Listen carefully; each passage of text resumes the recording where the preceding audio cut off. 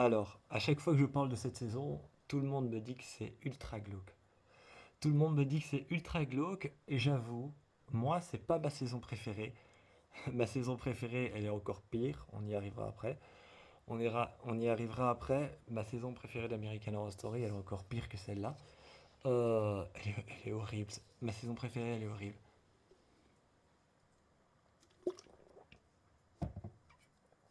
Donc, on va parler du quatrième cercle de l'enfer, donc de la quatrième saison d'American Horror Story.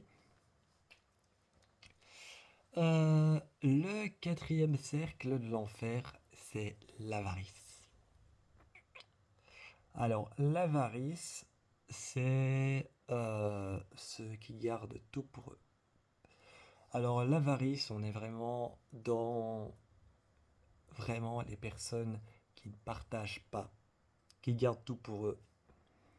Alors, ça peut aussi bien être des personnes qui ne partagent pas et qui n'ont pas partagé leur vie, qui n'ont jamais rien donné. Ça peut être ça, être avare. Après, ça peut être vraiment, on t'a dit quelque chose, on t'a demandé de le garder, puis à un moment, on te dit, c'est bon, voilà, tu peux le dire, ça me dérange plus, et tu le gardes quand même pour toi, t'en fais ce que tu veux du secret de l'autre. Ça peut être de l'avarice, oui. Ça peut être vu sous certains angles différents. Mais donc, ce sont les avares qui vont en enfer dans le quatrième cercle. Ils sont envoyés au quatrième cercle. Et la saison 4 s'appelle Freak Show. Moi, c'est ma préférée. C'est l'une de mes préférées. Donc, ça s'appelle Freak Show.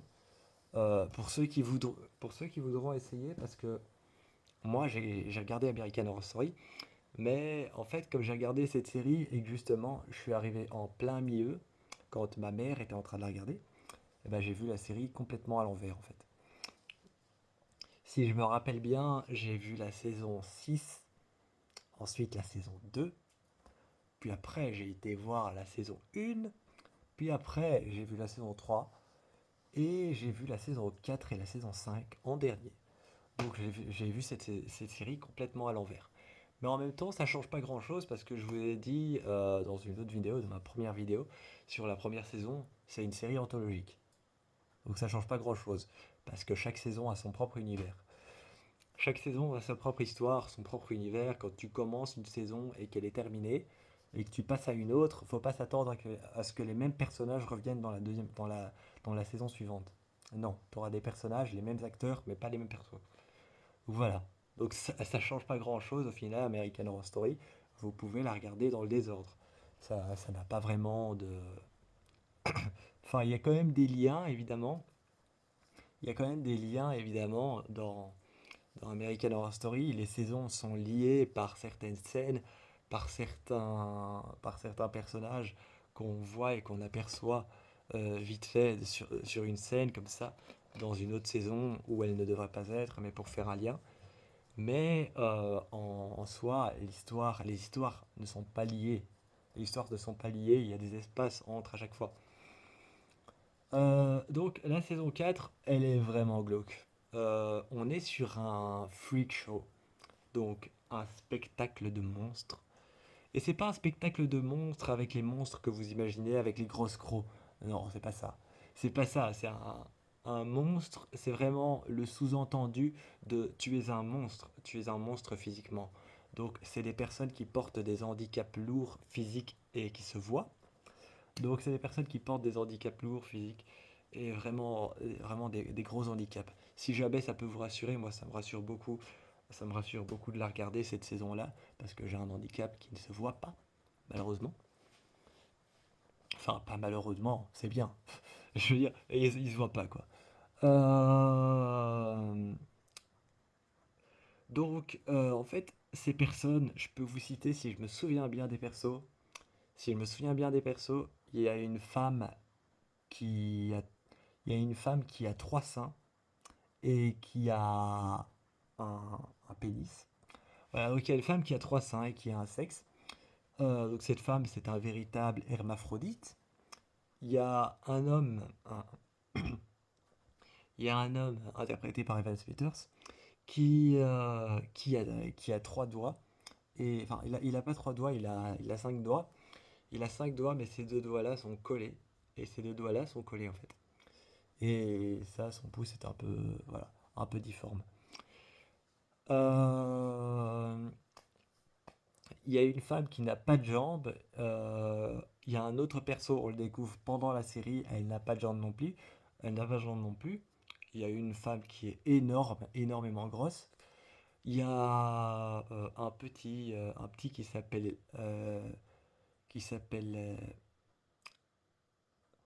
je sais plus comment il s'appelle. Je crois qu'il s'appelle Mip Mip parce qu'il dit que Mip Mip en fait. Et pas l'oiseau que vous connaissez et qui est Mip Mip et le coyote. Hein, non, non. Vraiment, là il s'appelle Mip Mip parce qu'en fait il dit que Mip et voilà, il s'appelle Mip. Et en fait il bouffe des têtes d'oiseaux. Voilà. Donc les personnages sont tous énormément, ont un handicap énorme. Il y a une femme qui n'a pas de jambes, vraiment à partir du bas de son bassin, elle a plus rien. Par Emma Roberts, elle incarne simplement une voyante. Donc voilà, une voyante qui travaille d'ailleurs avec un collectionneur d'art et d'objets assez bizarres. Et ces deux personnes, en fait, vont attaquer le freak show, un cirque dans lequel les monstres font des spectacles. Et donc, dans, dans cet endroit, ils font des spectacles et ils vont être attaqués par ces deux personnes. Et les monstres vont disparaître, vont être menacés, vont disparaître petit à petit et se retrouver dans un musée noyé dans du chloroforme, conservé et tué. Il y a Sarah Paulson qui incarne des jumelles siamoises. Il faut savoir que le rôle de Sarah Paulson des jumelles siamoises dans Freak Show lui a coûté de faire une dépression nerveuse. Parce que le rôle est tellement pesant. Le rôle est tellement pesant que ça lui a coûté de faire une dépression nerveuse. Voilà. Le rôle de Evan Peters sur l'homme au pince de crabe, c'est comme ça qu'il s'appelait. C'est un homme qui a réellement existé. C'est un homme qui a réellement existé, qui s'est fait appeler l'homme aux pinces de crabe. Il s'est fait connaître à cause de ça. Il a épousé une femme qui avait la même déformation des mains. Et ils ont eu des enfants qui avaient tous la même déformation des mains. Et en fait, euh, c'est une histoire réelle. C'est vraiment arrivé à un homme et à une femme qui sont connus à cause de cette déformation des mains. Et ils ont eu des enfants, ils ont vécu heureux malgré ce qu'ils avaient aux mains. Euh, Il y a un musée, il y a un musée dans la saison 4 qu'on voit. Quand on le voit, on se dit non, c'est pas possible. On se dit c'est pas possible. Mais il y a un musée dans lequel on enferme toutes les anomalies de la nature. Les siamois accrochés par la tête, accrochés par les cheveux, des os sur lesquels il y a plus que 5 il y a plus que 5 doigts. Bref, des anomalies de la nature étranges. Je me souviens, il y a des siamois qui sont raccrochés par la tête, par l'os de la tête. Il y a des siamois qui sont raccrochés par les côtes et qui ont plus que des bras ou plus que de têtes. Je sais plus, mais vraiment toutes les anomalies de la nature sont dans ce musée. Eh bien, ce musée, il existe. Ce musée, il existe. Il est à Il est en Amérique, il s'appelle le musée de l'horreur ou le musée des horreurs. Il s'appelle le musée des horreurs et il existe. Vous allez voir musée des horreurs Amérique, vous tapez ça, il existe. C'est un musée qui renferme toutes les pires horreurs du monde, les horreurs biologiques, hein, vraiment des personnes qui sont nées avec des choses énormes. Et pour ça, on les a tués, on les a mis en vitrine. Voilà, voilà, ça existe, c'est horrible.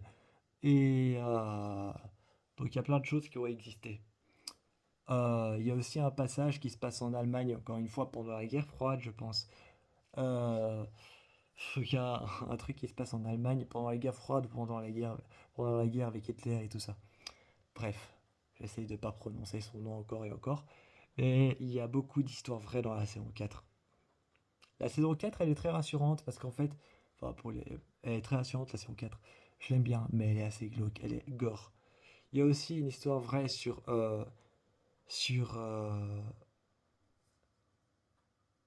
Twisty, un clown qui est dégueulasse. Alors, C'est un clown qui a un masque avec une fausse mâchoire et en dessous, sa mâchoire d'un côté est complètement détruite. Pourquoi? Alors l'histoire date de 1900 et quelques. Un homme travaillait. Donc il y avait un homme qui travaillait dans un cirque normal, hein, pas comme celui de Freak Show. Et il travaillait dans ce cirque et il était super connu. Il s'appelait Twisty le clown. Il incarnait un clown qui faisait rire les enfants. Et les enfants adoraient cet homme. Les enfants l'adoraient. Et souvent, il allait voir les enfants. Et un jour, des enfants ont commencé à disparaître. On a menacé cet homme de faire disparaître les enfants.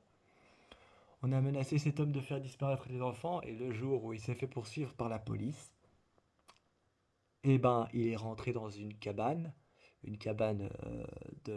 du cirque, et il s'est mis un canon dans la bouche. Et il s'est fait sauter le caisson, voilà.